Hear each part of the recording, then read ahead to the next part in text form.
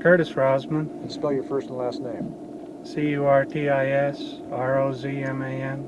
And what's your title, or who are you? My wife and I own the Ruby Ranch here. How long have you been on the Ruby Ranch? My father-in-law owned it since 1959, and continuously. He was one of the longest owners of the ranch out here. Probably spent more time out here than about anybody else. My wife and I returned about 6 years ago to the ranch. How many acres are under cultivation? Right now we have about 600 acres of irrigated ground that we can farm, and we're working at expanding that a little bit more, both for the farming and also for the wildlife and migratory bird expansion and habitat in the area, and a lot of that's been going really well. And what do you grow primarily? Mostly alfalfa and pasture. Have you had problems with people in the neighborhood here using ATVs or Jeeps or off-road vehicles? The BLM in the Moab area has directly funneled people out this direction, and without a lot of supervision, almost no law enforcement. And as a consequence, we've had people cutting fences, using our fences for firewood. We've had people come through and kill wildlife on the ranch here itself. We've had people shoot equipment. I've seen, personally witnessed people backing up with vehicles and taking a run at our fences and running right through them. We have people coming in across the river, pointing high-powered rifles at us all the time and trying to shoot the wildlife that resides here on the ranch on a year-round basis. And we have a lot of other people that come as well, boaters and hikers and people that want to ride horses and that. And by far the boaters and the people that enjoy the kind of a peaceful activities are way more conscientious about picking up trash and looking after themselves, looking out for the environment and different things that are taking place out here in this area. Beautiful country. But what we've witnessed with the four-wheelers, the ATVs, the motorcycles, you can go out there right now, you can find human waste, human toilet paper, bags of garbage, trash, bottle piles, can piles. You can see where they've girdled the cottonwood trees that survive out in this ecosystem out here and leave them to die and come back again and use them for firewood. With the higher powered machines that they have now, they didn't used to be so high powered, but now they'll leave strips for hundreds of yards where they completely tear out every bit of vegetation that they come across. And this is a desert area. It takes years and years and years for that stuff to ever think about trying to grow back.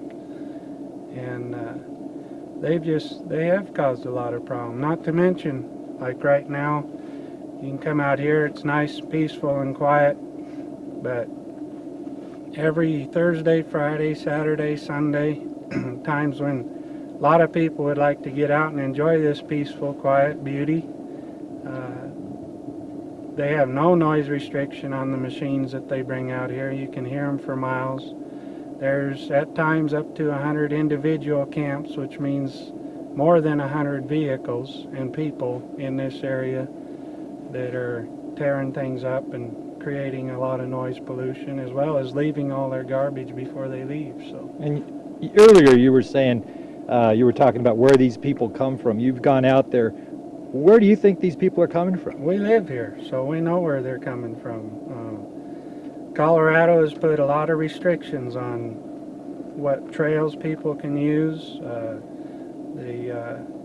the places they can go, making sure they're licensed, so on and so forth. The BLM from Utah funnels them out here, I guess because it's far enough away from Moab that they're not concerned about it or something. I don't know for sure, but they funnel them out here. Those people are coming from Colorado. They buy all their gas in Colorado. They buy all their groceries, everything. They don't make one dime's worth of investment here in this area, in this county, in this state. They come across the state line, they come out here. If they come from Colorado, they do not have to have their vehicles licensed for the state of Utah. They don't have to have them licensed at all. They come out here, ride around, tear things up, do whatever they want, leave their garbage, and then go home. I think it's interesting that the ATV originally started on farms, didn't it? Isn't that where the first quads came from? They were used for farm vehicles?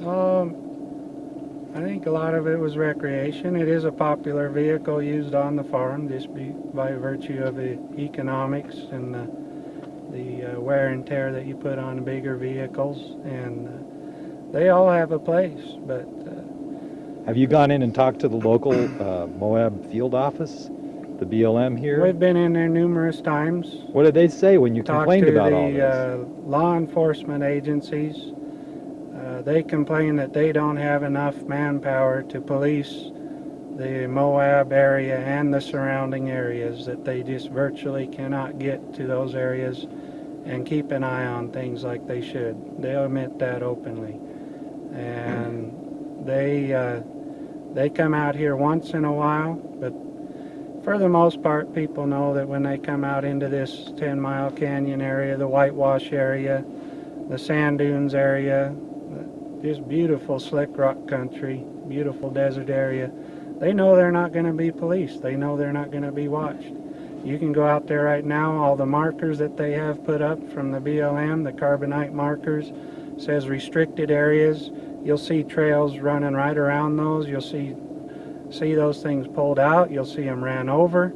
If they try to block off a hill, keep people from running up and down it to, keep the erosion down and that type of thing, you look on the hill next to it and it'll be all tore up. So, well, what do you think the solution is? There's a group in Moab called the Red Rock Heritage Coalition, and I don't know if you've heard about it, but they put in a travel plan that deals with managing all this recreational activity.